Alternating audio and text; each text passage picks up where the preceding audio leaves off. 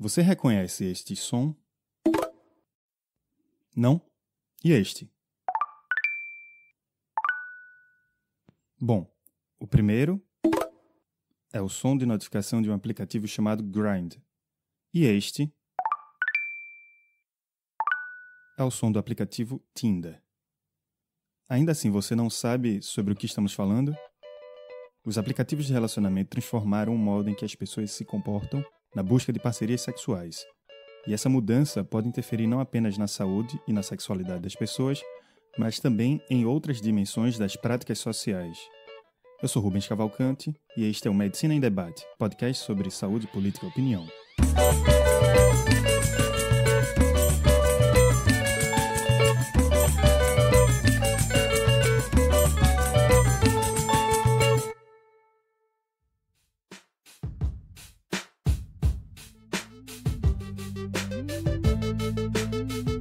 Existem dois tipos de aplicativos de relacionamento. Aqueles voltados para a população geral, como o Tinder, e aqueles destinados apenas para populações específicas, como o Grindr, que é utilizado por homens que fazem sexo com homens. Há poucos dados populacionais sobre o uso de aplicativos de relacionamento, mas sabe-se que sua utilização é bastante frequente. O Grindr, por exemplo, que foi o primeiro aplicativo voltado para a população gay, possui 2,4 milhões de usuários diariamente em quase 200 países. E para entender um pouco sobre esse contexto, conversamos com Arthur Queiroz, que é enfermeiro pela Universidade Federal do Piauí, mestre em ciências pela Universidade de São Paulo. Durante seu mestrado, analisou o uso de aplicativos geossociais de encontro e a vulnerabilidade do HIV entre homens que utilizam estes aplicativos. A conversa aconteceu sob o céu de Lisboa, onde Arthur está realizando estágio do doutorado sanduíche na Escola Nacional de Saúde Pública. Essa informação é importante, pois o céu de Lisboa é um verdadeiro tráfego aéreo, e vez ou outra escutaremos sons como esse. Mas aí não tem onde a gente fugir desses aviões. Na região que a gente está sempre tem. Para começar, vamos ouvir o que Arthur tem a falar sobre como surgiram os aplicativos de relacionamento.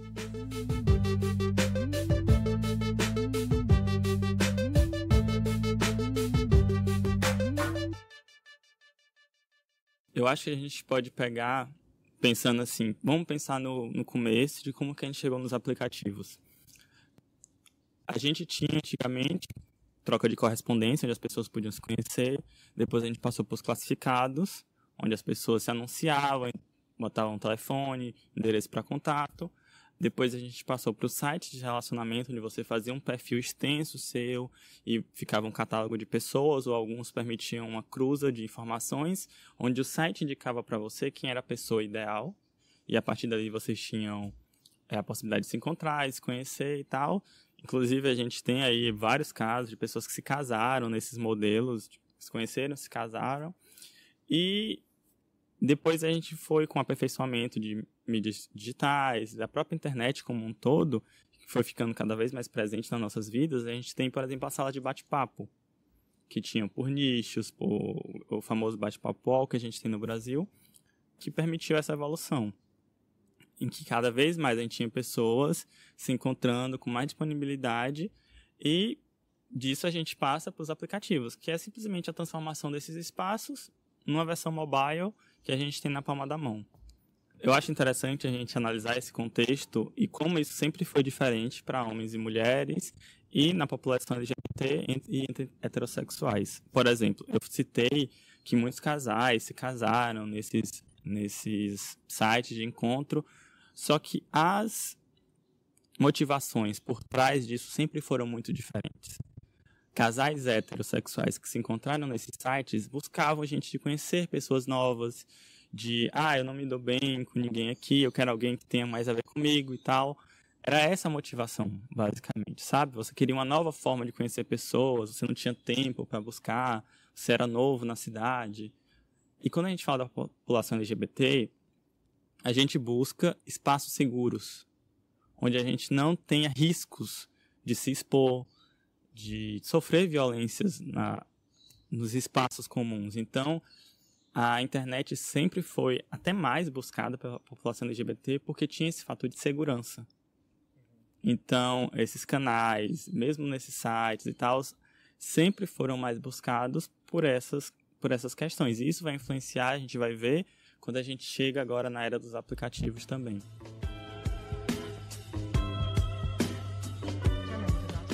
Para entendermos melhor sobre essa questão da segurança entre a população LGBT, Arthur fez a seguinte contextualização.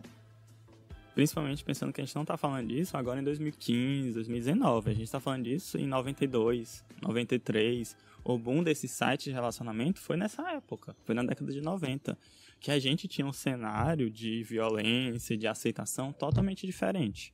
A gente não tinha espaços físicos, cafeterias, boates, assim, não no mesmo número, não na mesma frequência que a gente tem hoje, que a gente está remodulando os espaços.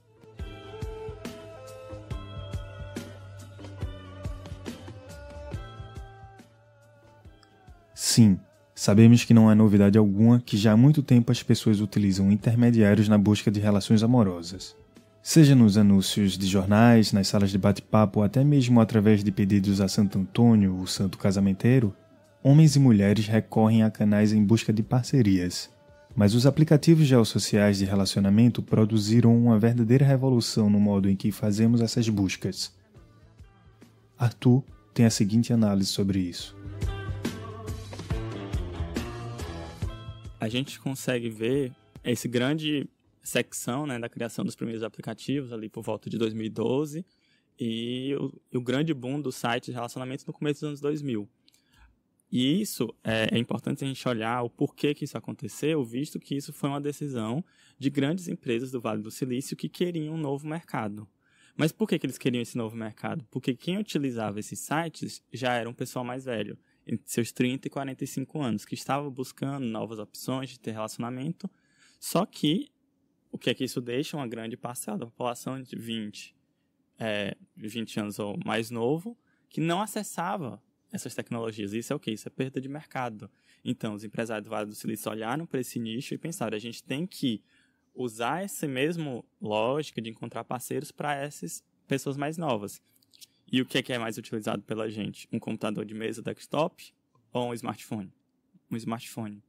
E aí foi assim que foi criado. Assim, não é uma criação exata, mas essa foi a lógica por trás da criação dos aplicativos. Olhar para esse nicho de mercado que não estava usando sites de relacionamento e passar a utilizá-los. Eu acho que a gente tem que olhar para isso enquanto uma coisa de mercado. Por mais que muitos desses aplicativos sejam gratuitos em sua totalidade ou em sua maioria, eles estão inseridos em um mercado e a gente está inserido nesse mercado também. Então, é interessante a gente pensar como essas grandes mudanças de relacionamento que a gente consegue ver, que a gente vai discutir, foram originadas por uma decisão de mercado consumidor.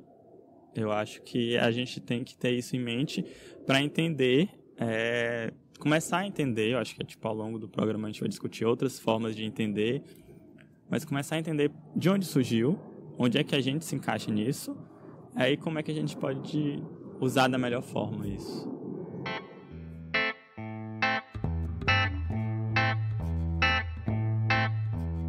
Essa concepção dos aplicativos de relacionamentos, a partir de uma lógica de mercado, pode apresentar diversas repercussões na vida das pessoas. Esses efeitos são os mais variados. Influenciam desde o modo em que você escolhe e posta uma foto, assim como também podem influenciar o modo em que você pensa.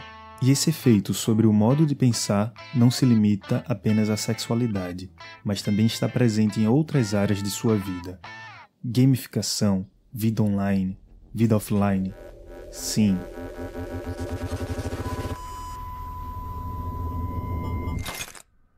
Isso é muito Black Mirror.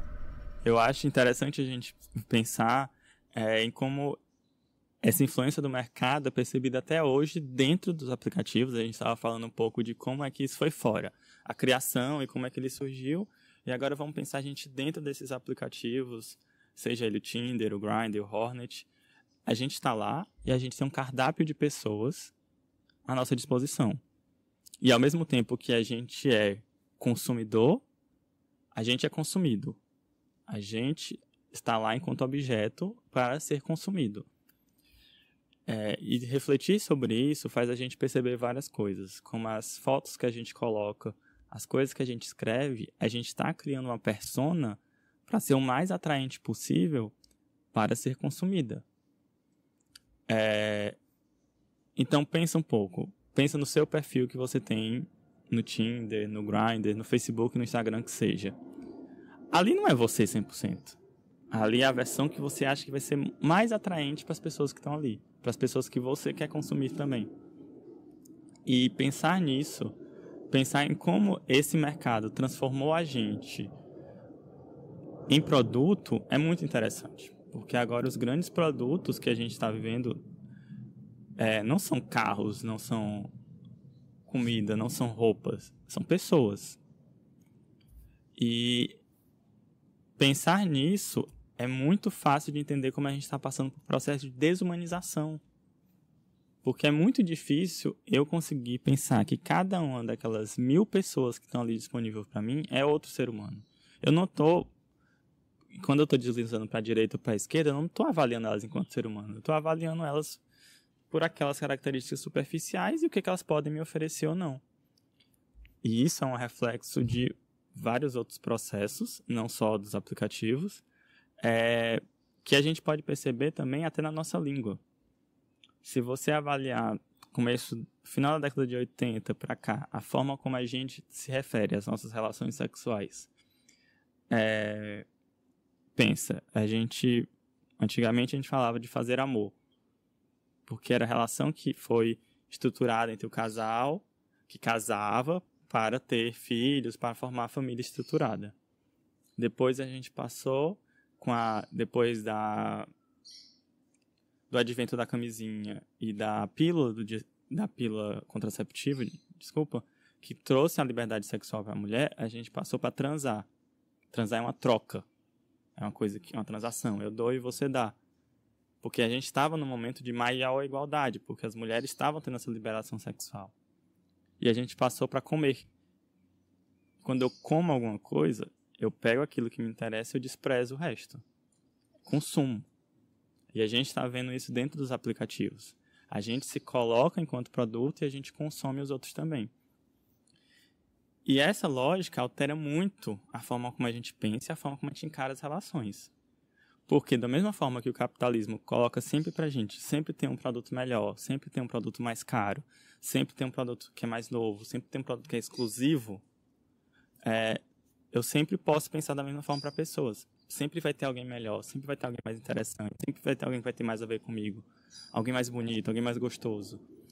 E isso altera a forma que a gente constrói, a gente encara nossas relações. Então, eu acho que estabelecer esse processo de objetificação que a gente tem das pessoas torna um pouco mais fácil a gente entender por que a gente está nesse processo de relações tão fragilizadas, tão efêmeras, e de como isso vai alterar a nossa forma de pensar. Porque é isso que os aplicativos fazem com a gente. Eles não são coisas supérfluas que você vai ver uma vez por ano. Não é. São coisas que tem gente que aliás, a grande parte das pessoas usa todos os dias. É parte da sua vida. A gente sabe que a gente passa mais tempo com o celular na mão do que conversando com as pessoas, cara a cara, ou pegando em caneta, que seja. É uma parte, assim, que é parte da nossa existência. E pensar nisso é pensar num jogo. Os aplicativos tornaram isso um jogo. O nosso corpo entende isso como jogo. O nosso cérebro entende isso como um jogo. O que isso quer dizer? Que eu pensar naquelas pessoas que eu fico deslizando para a direita ou para a esquerda, tentando acertar qual delas vai deslizar para a direita para mim também, isso dá um match, isso é uma pontuação. Isso libera serotonina na minha cabeça e isso é um processo de recompensa. O processo de recompensa deixa a gente viciados. A gente sempre quer mais. A gente sempre quer mais. E isso vai influenciar como é que a gente vai pensar na nossa vida daqui para frente. Porque se a gente pensar uma geração para trás, essa galera que está aí entrando na adolescência agora, que não conhece outra forma de se relacionar que não seja por aplicativos, o cérebro deles está sendo moldado para pensar desse jeito. Eu estou aqui, eu preciso conseguir esses pontos, que as pessoas gostam de mim. E como é que isso vai ficar na cabeça dessas crianças agora, daqui a uns anos? Em que essa é a realidade. A realidade é encontrar pessoas via aplicativo que mostram apenas o melhor de cada um, de uma forma superficial, e que é legal eu ter mais likes, eu ter mais matches. É muito comum isso, você vê, eu já vi isso em balada. Pessoas mostrando, eu tenho 99 matches, eu tenho 60, e você ir conquistando essas coisas. Só que é aquilo, você conquista aqueles matches, e o que isso se traduz, assim, eu acho, em vida real, sabe? É até complicado a gente mencionar esse conceito de vida real atualmente, porque o que é vida real? Essas pessoas que eu falo é a minha vida real. A gente pode falar em vida offline e vida online, mas tudo é vida real. Eu acho que para ilustrar esse conceito, é interessante a gente pensar no exemplo de Pokémon GO, o aplicativo de celular, o jogo, que você caça os monstrinhos baseado em pontos do ambiente, das ruas e tal, que você consegue batalhar. E é isso que está acontecendo, a gente está mesclando de tal forma o que é online e o que é offline, o que é real, e que a gente está criando uma nova realidade, que é a partir da interação dessas duas coisas. Eu acho que a gente pode pensar também nas relações via aplicativo dessa mesma forma. São relações que são mediadas por mídias sociais, mas que não deixam de ser reais. Eu queria até aproveitar aqui para pensar o que é que vai ser daqui para frente, talvez. Eu não acho que os aplicativos são um grande mal, como a gente também vê, já viu essa discussão muitos anos atrás de os videogames estão estragando as crianças e tal. E a gente sabe que não é bem assim. Tem estudos, inclusive, mostrando que os videogames ajudam a desenvolver habilidades tremendas, diversas, até empatia. Assim como também tem estudos que mostram que a gente consegue desenvolver vício em videogame. Então a gente vai pensar da mesma forma, não é a coisa em si, é como a gente usa. E eu acho que a gente pensar nesse processo de gamificação das relações pode ser um caminho para a gente pensar no futuro em que o algoritmo vai ser ainda mais importante nessas relações.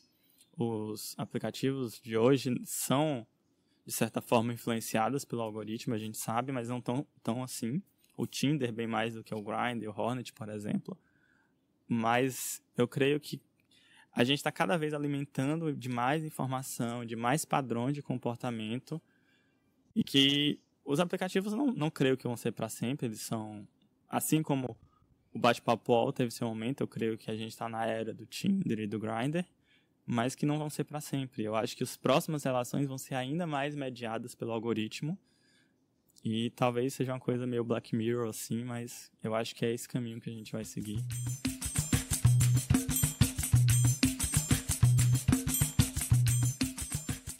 A percepção de que, quanto mais fornecemos dados em redes sociais, através de informações pessoais ou até mesmo de likes, mais alimentados ficam os algoritmos. E quando se pensa em algoritmos nas redes sociais, se pensa na capacidade das corporações donas das redes e dos aplicativos saberem sobre você. Ainda pensando sobre a lógica de mercado presente em aplicativos de encontros, onde pessoas e corpos são objetos a serem consumidos, há um risco para que toda essa informação seja utilizada para se moldar ao seu gosto de consumo, mas também possibilidades de moldar o seu gosto. Com isso surgem as bolhas, que são grandes responsáveis por impedir relações e trocas entre pessoas de diferentes padrões, origens e opiniões. A tendência é que esses filtros, essas barreiras que ninguém vê, extrapolem seus limites para além do mundo dos relacionamentos virtuais e influenciem, entre outras questões, cenários políticos.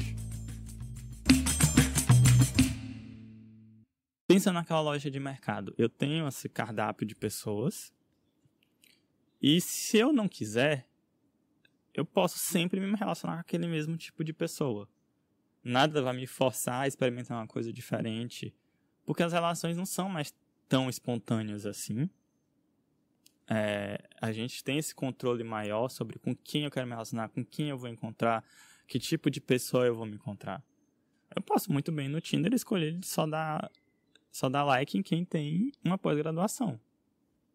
Se eu só dou like em quem tem pós-graduação, eventualmente eu só vou dar match em quem só tem pós-graduação. E aí nisso a gente fica reforçando essas bolhas. Então, quem sabe no futuro a gente fique ainda mais preso nessas relações dentro da nossa zona de conforto. Porque isso é muito mais comercial do que eu vender uma coisa desafiadora, uma coisa que eu não sei se eu vou gostar, não sei se eu vou voltar, não sei se eu vou investir. do que apostar no que já é seguro. Apostar nessas bolhas é seguro economicamente falando. E quando a gente pensa no que é que os humanos, o que é que a gente vai gostar de experimentar, é uma coisa que é diferente, mas não é tão diferente assim.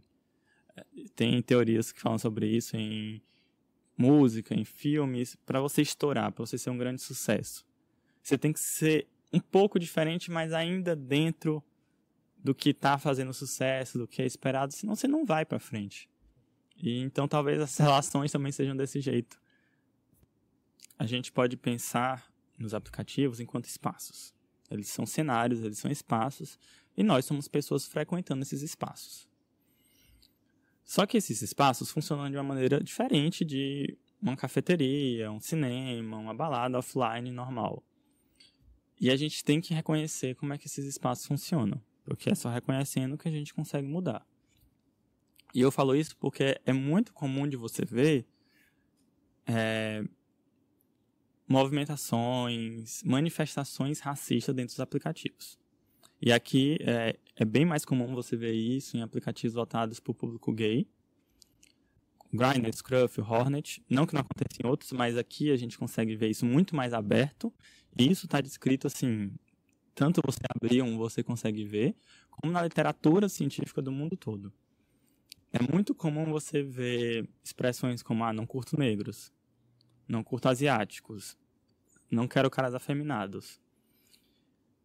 E se a gente pensar que ali são pessoas reais, voltando para aquela ideia que a gente tem, de que a gente não consegue perceber essas pessoas que estão do outro lado enquanto pessoas reais, imagina esse cenário. A gente está num café aqui, a gente está numa balada em que as pessoas estão se conhecendo e tal, e chega um cara na porta dizendo, não curto mulheres negras. Esse cara seria expulso desse local, porque isso não é uma coisa aceitável. A gente não está mais aceitando esse tipo de comportamento, isso é um fato. Só que isso não acontece nos aplicativos. Por que a gente tem essas pessoas falando isso e não tem uma moderação em cima disso? Não. Porque isso está sendo normalizado. Porque a gente está nesse momento político do Brasil em que ninguém mais se importa em justificar, em discutir, e a gente parte daquilo de é a minha opinião. É uma questão de preferência, é uma questão de gosto. E muita gente também se esconde atrás disso em aplicativos. Justifica essas ações, essas afirmações como é uma questão de gosto. Mas a gente sabe que não dá para você fazer uma afirmação de eu não curto caras negros sem isso ter um embasamento de um racismo estrutural que a gente vê. E aí isso gera uma série de repercussões na vida das pessoas. A gente tem aí um debate muito interessante que está fortalecendo agora sobre a solidão da mulher negra. A gente também fala sobre questões de masculinidade tóxica dentro da comunidade LGBT, que é reforçada por esses movimentos de é só questão de gosto e tal, e não é. A gente consegue ver nessas pequenas ações as ações estruturais que a gente tem do racismo, da homofobia e do machismo. E eu acho que a gente tem que olhar cada vez mais seriamente para isso, porque é reconhecendo essas ações que a gente consegue, novamente, olhar para isso enquanto espaço e tornar esses espaços mais saudáveis. Porque eu não acho que os aplicativos sejam um grande mal, uma coisa que é nociva para a gente em nenhum momento. É como eu falei anteriormente, é o exemplo dos videogames. Eles existem. Agora a gente tem que saber usar. A gente tem que saber usar da melhor forma possível. Inclusive, eu acho que, pensando um pouco nessa questão de gosto, a gente pode pensar no lado positivo agora, como os aplicativos são também espaços seguros. O que isso quer dizer? Eu falei anteriormente, quando a gente pensa no histórico de como foi que as pessoas chegaram nesses lugares, que a população LGBT sempre via esses espaços online enquanto espaços seguros, porque é mais seguro pra gente, você se expõe menos e você consegue escapar de muita violência nisso. E eu acho que agora, 2019 pelo menos, a gente está vivendo uma outra época, não é mais tão assim, ainda é, claro, fugindo de violência nas ruas, em muitos casos, mas a gente também consegue partir para um lugar de Seguro no sentido de eu posso tentar coisas novas ali dentro. A gente vê muito isso na questão de busca por fetiches, por exemplo, na realização de fetiches, porque ali eu tenho novamente aquela lógica de comércio. Então eu posso oferecer um serviço, então eu estou afim de realizar tal fetiche. A gente vê muitos perfis de casais, muita gente que curte alguma prática sexual mais específica, e aqui não vai caber nenhum juízo de valor, porque não acho que seja válido, mas é legal pensar como a gente pode ter essas transações, sabe? E isso também vale para mulheres e casais heterossexuais. A gente vê muito no Tinder também perfis de casais atrás de relacionamentos diferentes, ou threesomes, às vezes pensando em uso de drogas também associados ao sexo, que você consegue, se você souber usar, que é isso que a gente está se propondo aqui, discutir como é que a gente pode usar de uma forma mais saudável, negociar da melhor forma possível. Então, se eu estou te oferecendo muito claramente, olha, eu estou aqui buscando sexo a 3, você curte isso? Não. Então desliza para a esquerda e vamos passar para o próximo. Ah, eu curto fazer sexo bareback. Você curte? Não. Beleza, não é a minha vibe, vou passar para o próximo. Mas explica o que é bareback. Sexo bareback é sexo sem camisinha, propositalmente sem camisinha, na busca dessa sensação de liberdade, de uma relação mais intensa, que bareback vem do termo em inglês de montar-se em sela, relacionado a cavalos e tal, fazendo essa analogia. E é muito comum você ver isso dentro da comunidade LGBT, principalmente entre caras gays, apesar de que também existe na comunidade hétero, só que é aquilo. O que é dito na comunidade hétero é tido como normal, então ninguém dá nome para essas coisas. É só pessoas transando. Então, entra naquilo de... Fica sempre muito marcado quando a gente faz, mas quando é a comunidade hétero, ok.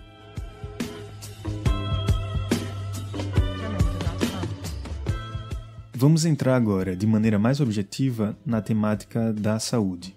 Os aplicativos possibilitam alguns modos de negociações com relação à maneira em que o encontro vai se dar.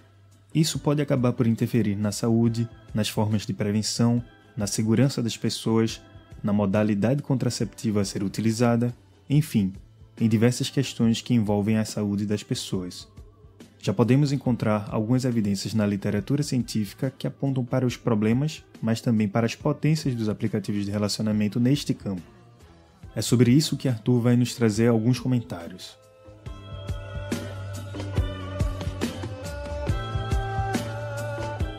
Eu acho, então, dá pra gente aproveitar esse gancho para falar um pouco sobre como essa negociação também tem influenciado na prevenção de doenças sexualmente transmissíveis, que foi o tema do meu mestrado. Quando você tem esse espaço onde que você permite essa negociação, eu acho que essa é a coisa mais legal que eu vejo no uso de aplicativos, é você permitir essas diferentes negociações em forma de prevenção. Lá, você tá... Vamos pensar que você é uma pessoa que está lá querendo sexo. Você tem várias formas de se prevenir, a gente sabe, e você tem as suas formas que funcionam para você e que não funcionam. Tem gente que não consegue usar camisinha por questões de alergia, por questões de manter a ereção, seja por que for. E a gente tem outras formas de prevenção, tanto de HIV como de outras ISTs. E eu consigo fazer essa negociação.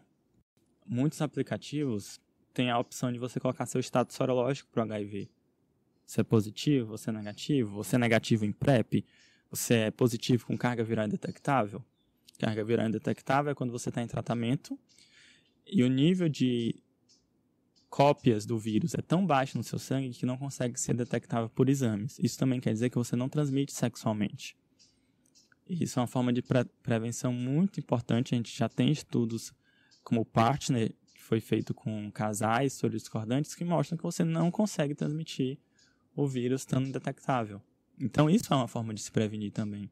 Ter essa função no perfil do aplicativo iniciou com Hornet um tempo atrás e agora é bem comum você ver em vários outros aplicativos, mas é interessante perceber como essa função só está nos aplicativos voltados para homens gays. Você não vê ela no Tinder, por exemplo. E aí que você vê como as estruturas da sociedade mesmo, das doenças, de como a AIDS moldou muito parte da nossa sociedade, que a comunidade LGBT sempre foi obrigada a lidar com essas coisas. Então, a gente sabe que isso é parte da nossa vida e a gente coloca isso de forma muito clara, às vezes. E eu acho isso ótimo. A gente tem que quebrar esses tabus, porque é só quebrando esses tabus e falando abertamente sobre essas coisas que a gente consegue negociar, consegue ter uma prevenção adequada. Outra forma de negociação e de prevenção que a gente consegue perceber é aliando, por exemplo, o uso da PrEP, que é uma medicação que previne a transmissão do HIV. Então, eu não curto transar de camisinha, mas eu estou em PrEP. Isso é uma forma de prevenção, isso é válido. A gente não pode ficar querendo impor juízo de valor, moralidade, porque isso não funciona quando a gente está falando de sexualidade. Não sei em que nível isso é aberto em relações heterossexuais, porque as questões de poder são diferentes. Nem sempre a mulher consegue impor essas relações, por mais que também existam questões de prevenção disponíveis aí, só que aí entra questões também de prevenção de contraceptivos, que muitas vezes são responsabilidade da mulher. Então a negociação aí fica mais injusta, digamos assim, mas ainda assim a gente deveria aproveitar esses espaços para já falar abertamente sobre isso. Tipo, a gente está se conhecendo, a gente está marcando, vamos só transar. Mas como é que vai ser essa transa? O que é que você está a fim de fazer? Como é que você curte se prevenir? Você está com seus exames em dias? Nos aplicativos voltados para homens gays, a gente tem isso na descrição do perfil. Então, pensar nessas negociações é a gente olhar para as formas novas que a gente tem de se prevenir e de como a gente pode usar isso a nosso favor. Eu acho que, pensando novamente nos aplicativos enquanto espaços, enquanto ambientes, vamos aproveitar esses ambientes para falar abertamente sobre essas coisas, ter cada vez uma vida sexual mais saudável, e saudável no sentido não só de livre de doenças, livre de infecções, não é isso. É de exercer elas de forma saudável, com responsabilidade afetiva, física, emocional. É complicado falar de safe places, lugares seguros, assim, porque significa coisas diferentes para pessoas diferentes. Para a comunidade LGBT, a gente vê muito como um lugar para fugir de violência, para poder exercer a sexualidade sem tantos julgamentos. Para mulheres, a gente vê como uma fuga de violência também, só que uma violência diferente. A gente vê muitas mulheres que sofrem perseguição dentro de aplicativos, que sofrem assédio de uma forma ou de outra dentro de aplicativos, e que cada vez estão, às vezes, migrando de aplicativo um para o outro, buscando espaços melhores para elas, que elas possam se sentir mais seguras. E a gente vê isso em outros exemplos, como a Uber também. Muitas mulheres não se sentem seguras de usar o aplicativo da Uber e estão surgindo aplicativos feitos para mulheres, por mulheres. Pensando historicamente, voltando, esses grandes empresários que desenvolveram esses aplicativos para conseguir esse nicho de mercado eram homens héteros brancos. Eles não fizeram esses aplicativos pensando em como é que a mulher ia se sentir mais segura, como é que a população LGBT ia se sentir mais segura. Cabe a gente, enquanto usuário, moldar eles para serem assim. Então, vamos usar isso para refletir como é que a gente está usando. Da próxima vez que a gente estiver numa roda de amigos e olhar, porque é muito comum isso, você pegar e abrir o aplicativo e vamos ver o que é que fulano gosta, o que é que fulano faz. Vou pegar aqui e dar like no aplicativo do meu amigo. E vamos pensar também um pouco, o que é que eu estou buscando? Como é que eu estou tratando aquelas pessoas?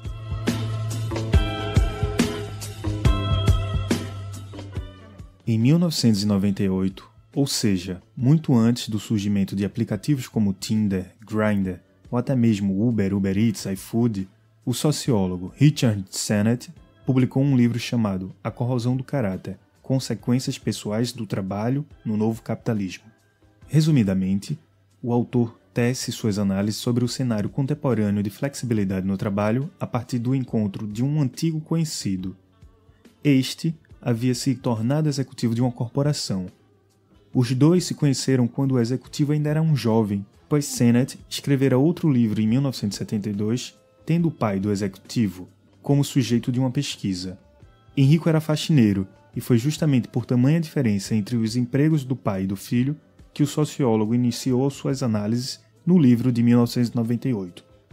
Chamou a sua atenção o cenário de que, apesar de o executivo ter uma vida materialmente mais rica que o pai, Não podia contar com a certeza que o faxineiro tinha, entre outras coisas, com relação ao dia em que iria se aposentar, quanto iria receber como aposentado e onde estaria morando no seu futuro. A flexibilidade no trabalho e também nas relações, segundo o autor, coloca a pessoa numa situação em que seu caráter é corroído. E caráter, segundo o sociólogo, não é elemento moral, mas sim a capacidade de confiar e inspirar confiança em outras pessoas.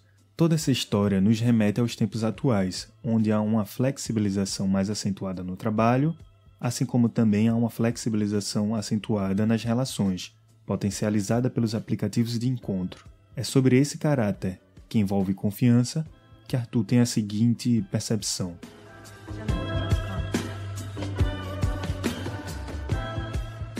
Pensar em confiança em tempos de aplicativo é interessante porque eu acho que demonstra um utilitarismo muito forte que a gente está passando agora, que é aquilo.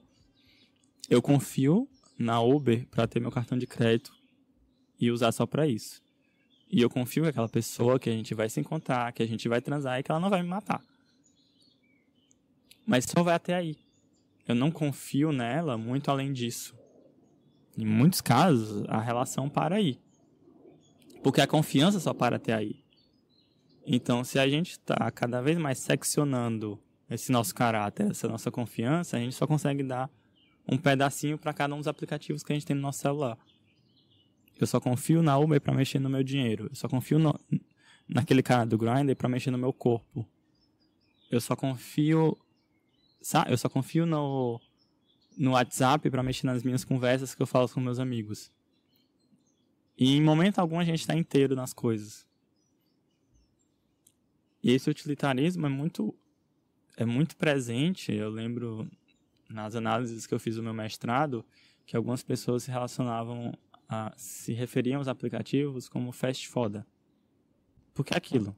Eu tenho ali um cardápio, eu vou selecionar, vou escolher alguma coisa para comer e acabou. E até que ponto eu estou sendo uma pessoa íntegra? Íntegra não no sentido moral, mas no sentido de inteiro. Que eu estou me colocando inteiro para aquela outra pessoa, para a gente ter uma relação mais saudável. Por mais que seja só uma relação sexual. Não é porque eu estou sendo só um sexo casual que isso me dá a permissão de ser uma pessoa egoísta, que isso me dá a permissão de ser uma pessoa fria, que não me dá a permissão de ser uma pessoa ruim. A gente tem que aprender a separar essas coisas. Eu posso muito bem me entregar totalmente ali e me integrar também ali totalmente e ainda assim ser uma relação casual e pronto. Eu acho que a gente está vivenciando, Bauman fala muito disso, é um clássico quando a gente vai falar sobre os aplicativos, dessas relações líquidas, mas são relações também que você percebe, tá todo mundo meio sozinho, meio sem saber onde é que tá indo.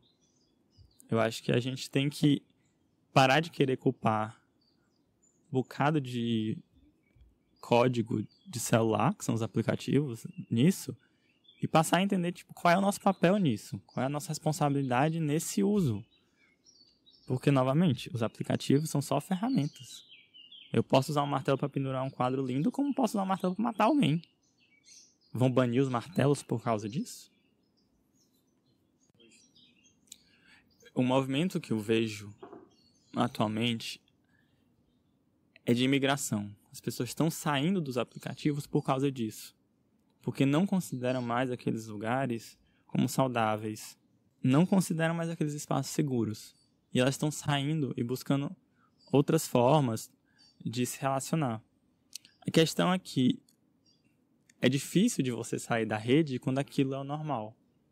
Quando aquilo já é a estrutura que você está inserido. Eu acho que vai muito da gente pensar nessa metáfora da alimentação. Acho que vai voltar várias vezes nela. É aquilo. Eu não vou mais comer em fast food. Eu vou priorizar restaurantes de bairro. Eu vou priorizar fazer minha própria comida em casa. Mas às vezes não dá. Às vezes eu tô sem tempo, às vezes eu tô muito aperreado. E eu vou parar no fast food. Então, às vezes é isso. Tipo, a gente tenta sair dos aplicativos, só que a gente sabe que ali é uma fonte segura de ter uma relação, por mais efêmera que seja. Por ser só matar um tesão, às vezes. E eu não sei que caminho que a gente vai seguir agora. Se a gente vai criar novos aplicativos, talvez.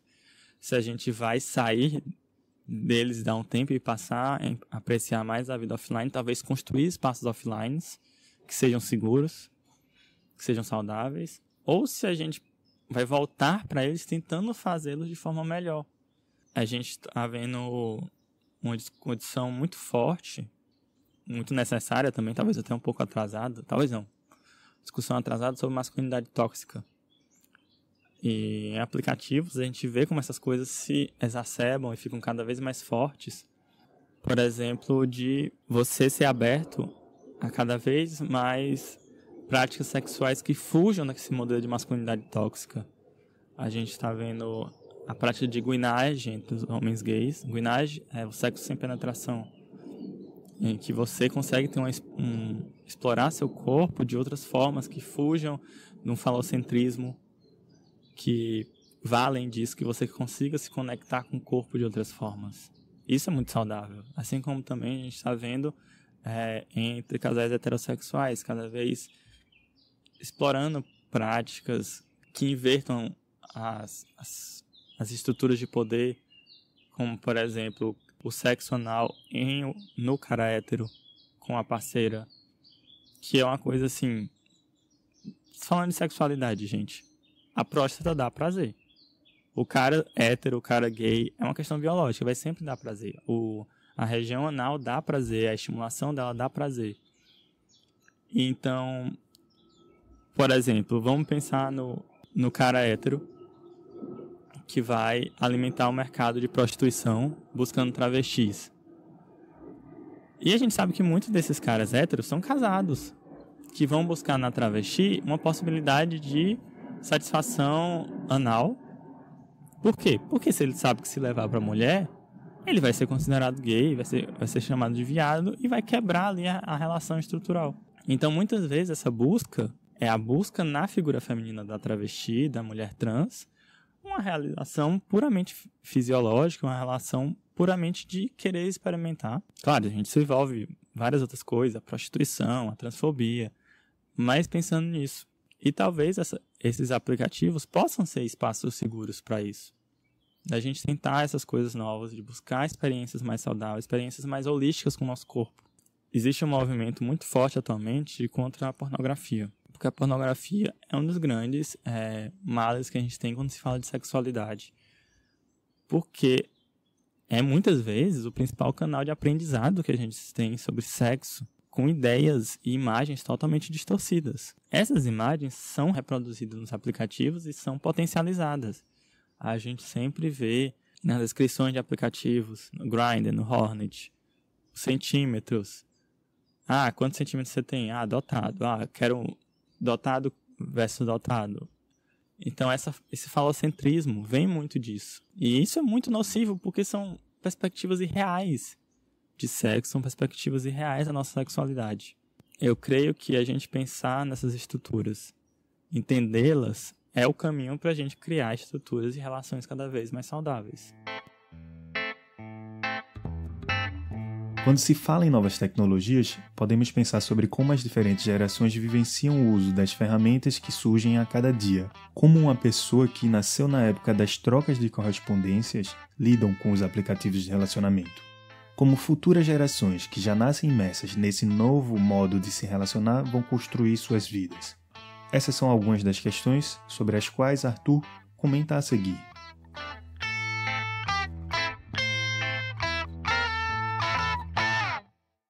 A gente consegue perceber muito claramente como as gerações se valem de forma diferente para essas tecnologias. A gente pode pensar nessa geração que está agora entre os 20 e 35 anos, galera de 45 para cima, e a galera que tem menos de 20 agora. A gente que está entre os 20 e 35 anos, a gente vê essas tecnologias como uma parte que a gente integrou nas nossas vidas. A gente já teve uma época que isso não era tão forte, isso não era parte da nossa vida, isso não existia, mas a gente viu elas e integrou. E elas são muito mescladas com a gente. A gente usa elas para quase tudo no nosso dia a dia. E é a gente que está mais pensando em como reformular, em como tornar esses espaços melhores. Mas também é a gente que usa da forma mais nociva, porque a gente pensando também demograficamente, a gente é a esfera demográfica que mais usa elas. A gente tem também pessoas mais velhas que usam os aplicativos também. Eu acho interessante, principalmente quando a gente pensa em adultos de 50, 60 anos que estão se utilizando para exercer sua sexualidade agora de uma forma muito diferente do que se tinha. Eu tenho alguns estudos sobre homens acima de 50 anos que se utilizam de aplicativos e a gente percebe ali uma vulnerabilidade totalmente diferente. Porque são pessoas que não passaram muito tempo utilizando as tecnologias, que às vezes não sabem utilizar da melhor forma, mas que estão ali. E a gente precisa olhar para elas, enxergar como é que elas utilizam e como é que pode ser da melhor forma também. Porque muitas vezes essas pessoas também sofrem violência, também sofrem um apagamento, um esquecimento, porque não são considerados como eram para estar ali. Não é lugar para você aqui, ninguém quer você aqui. E isso é muito violento. A gente rechaçar, ignorar pessoas por uma questão etária é uma forma de violência também. Eu fiz uma pesquisa recentemente agora com usuários do Brasil, em que a gente tinha um bom número de usuários acima de 50 anos utilizando os aplicativos, mas, por exemplo, muitos deles nunca tinham se testado para o HIV. Então, eles estão utilizando a ferramenta, mas não da forma mais... Talvez não da melhor forma, não sei se cabe aqui falar dessa forma, mas poderia ser melhor. A gente pode olhar para essas pessoas e pensar, por que não aproveitar que estão no aplicativo? E olha, você já pensou em se testar? Você sabe onde é que se testa na sua cidade? Você sabe como é que funciona o tratamento, as formas de prevenção, a PrEP? Por que um cara de 50 anos que está no aplicativo, que está atrás de se relacionar, não pode estar em PrEP? Eu acho que a gente tem que ter esse olhar assim, porque, novamente, são espaços, é um espaço que todo mundo pode usar. Todo mundo tem direito de usar, é nosso papel que as pessoas usem da melhor forma. E aí a gente tem a geração, depois, essa geração que não sabe, não conhece o mundo sem essas tecnologias. E é essa geração que vai criar os próximos aplicativos, é essa geração que vai criar os próximos espaços, que já estão criando, e cabe a gente pensar qual é o cenário que eles estão encontrando quando usam esses aplicativos, dominados em sua maioria pela gente. É um cenário tóxico, é um cenário que valoriza uma imagem superficial, é um cenário que valoriza likes, e matches, e curtidas, e biscoito, porque se é esse o cenário que essas crianças estão encontrando agora, é esse o cenário que elas podem potencializar na próxima geração de aplicativos. Então eu acho que é importante a gente pensar nisso agora, porque a gente tem que olhar para eles, conversar, ser capaz de conversar, ter essa comunicação intergeracional para poder ter uma relações mais saudável no futuro. A próxima geração, millennials e geração Z, a gente sabe que é a geração que menos se identifica enquanto heterossexual, que menos se adequa a rótulos e que mais cria coisa para a internet. Então, a gente tem que pensar nessas coisas. E a gente... eu não acredito muito nisso de geração ou de no meu tempo, porque a gente está todo mundo vivendo aqui ao mesmo tempo. A gente está todo mundo nesse planeta ao mesmo tempo, está todo mundo usufruindo das mesmas coisas. A questão é que cada um enfrenta de uma forma diferente. Como eu citei aqui os 3 exemplos de cada um usa o aplicativo de forma diferente. E cada um dos 3 vai ter problemas e cada um dos 3 vai ter suas vantagens. E eu acho que a gente tem que olhar para onde é que eu sou, onde é que eu me identifico e como é que eu posso contribuir para formar isso melhor. Por fim, solicitamos a Arthur algumas indicações de livros, leituras, filmes, seriados, documentários. Bom, gente, eu acho que para encerrar eu vou deixar linkado aqui no episódio umas indicações de documentário sobre o tema, quem quiser ver mais, sobre livros, que eu acho que ajudam a gente a fomentar e que também foram um embasamento para essa discussão de hoje, como alguns também dos meus trabalhos, para quem quiser ler mais sobre o tema, que eu acho que a gente tem um embasamento bom para a gente poder ter essa discussão cada vez mais qualificada e levar elas para os nossos ciclos. Então é isso.